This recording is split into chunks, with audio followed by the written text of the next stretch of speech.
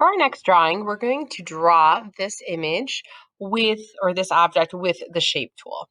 So if you look at this, you can kind of break it into shapes, and I'm drawing right over top of this.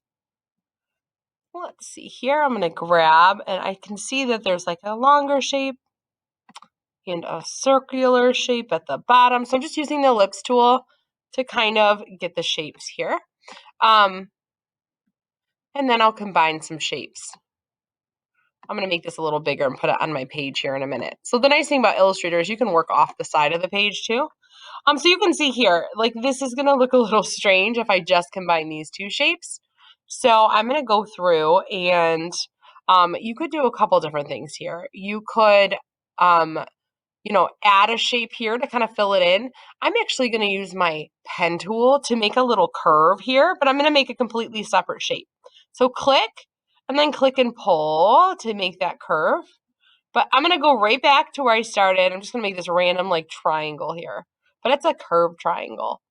And then I'm going to do the same down here. I'm going to click and pull, and then I can adjust this in a minute too, and then down. So I just kind of made these triangles, shapes like this.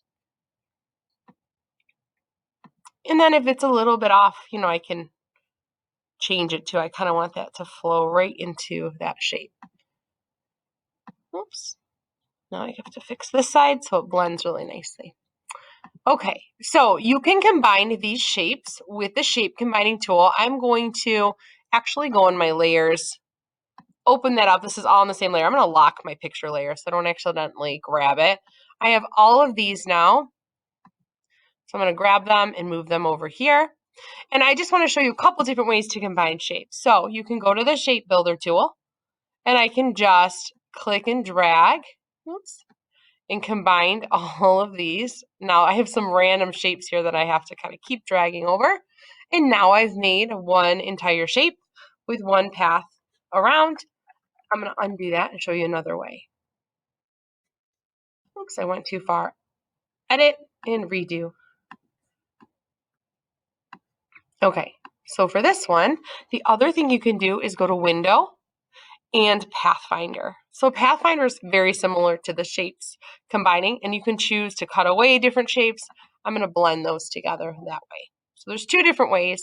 And now I can go in with my white arrow tool and make adjustments as needed. Depending on your object, yours might be a little simpler. You could just use very plain shapes. Just like smoothing those out. This has kind of like a sharp corner, so I'm going to smooth that out a bit. Okay, so now it's one shape, and I can go in and change the color, and I used that color last time. And I can still adjust some of these points. Like this looks a little bit, I'm going to pull that handle out or pull it in, just kind of play with the curvature of that. Sometimes it's helpful to eliminate anchor points, but actually, I kind of like it not perfect anyway.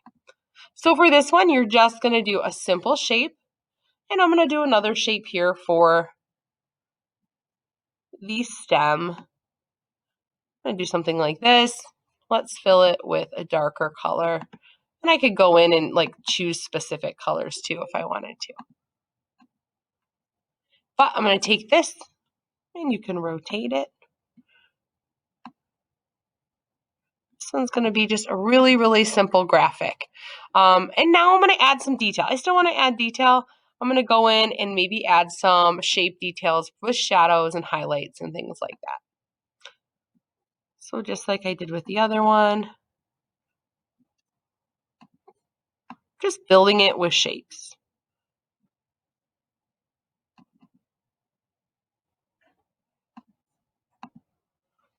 Really simple. Copy, paste. You can even hold Alt to copy and paste.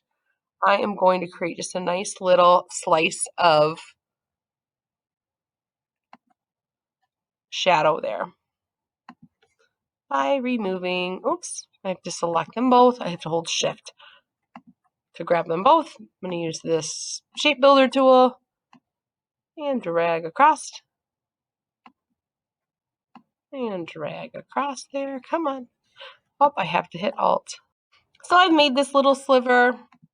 And then I'm going to just turn down the opacity so it blends. I positioned it.